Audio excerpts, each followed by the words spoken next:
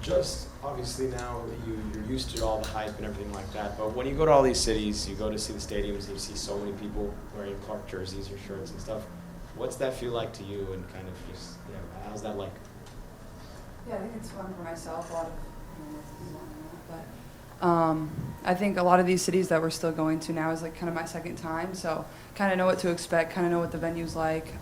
But the crowds, like that's never something that gets old or something that you get used to. Like it's super fun for myself, and every place is still really different and unique in their own way. Obviously, we're just in Minnesota and now we're here in Atlanta, and the arenas are different. I felt like the last time we were here, there was like a lot of just basketball fans, like a lot of people that really appreciated the game and understand the game and wanted to support the game of basketball, especially women's basketball. So I expect the same. And for myself, like it's really fun getting to see young kids in your jersey or, whoever it is, and, trying to take some time to interact with them.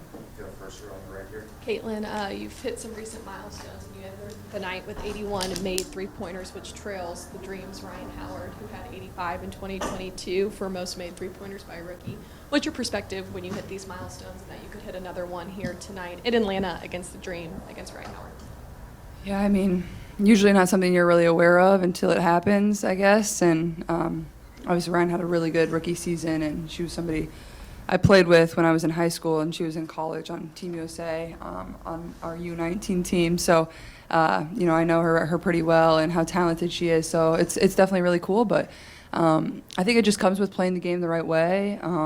Especially playing offense the right way. I think our offense has continued to start to flow a little bit more, has opened up some looks for myself along with my teammates. So just continuing to do that, I think, is going to be really important for this group. Caitlin, Coach Size has done a lot to bring the team together. Like, I've seen you play baseball and all kind of different initiatives to kind of bring the team together. Have you seen those things translate on the court? Yeah, I mean, obviously it's not going to really translate anything skill-wise, but I think having good relationships with your teammates is super important. I think sometimes that can be hard to do at the pro level. It's something that's very, kind of easy in college. That's who you're kind of stuck with for 4 years.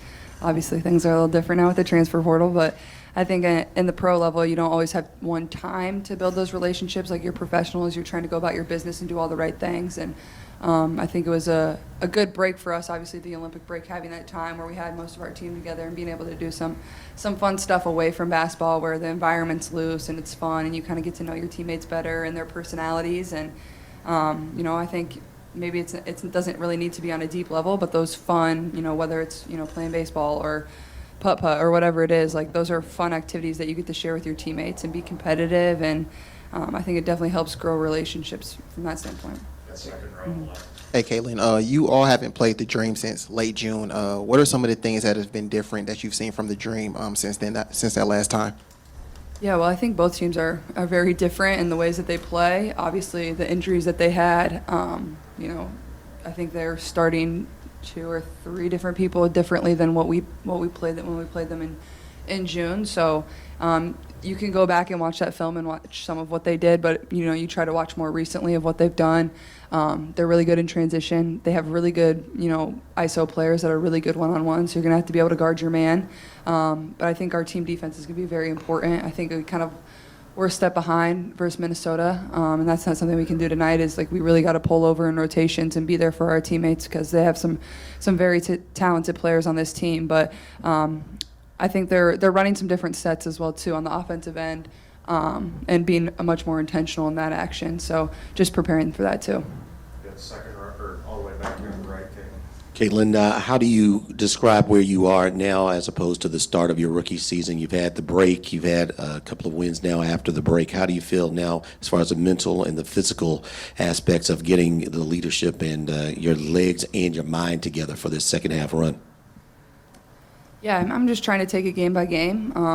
I feel the best I've probably felt all year long from a comfortability standpoint, but also from just how my body feels and understanding the game and everything like that. I still feel like I'm learning every single day, and I still feel like there's just so many areas for me to continue to improve. And I think that's the most exciting part for myself, and I think also for our team. Like, you still find areas where we kind of have a lapse, and that was the case versus Minnesota, where I think Christy broke it down, and in about like 6 minutes of gameplay, we gave up like 30-some points. So it's like those little margins, you can't make those mistakes versus these teams. It really costs you. You can maybe give it up one time where they go on a little run, but you can't give up 2 or 3 runs.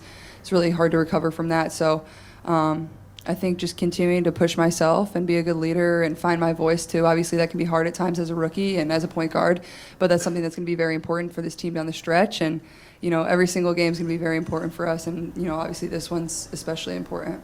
Good. Last one on Zoom. Matt, want to go ahead? Yeah, hi, Caitlin. Just to kind of follow up on the end of your last response, you know, the Dream are only 2.5 games out behind you guys, so tonight's going to be important for playoff positioning. Has that been a message that you and your teammates have been kind of internalizing in the lead up to tonight?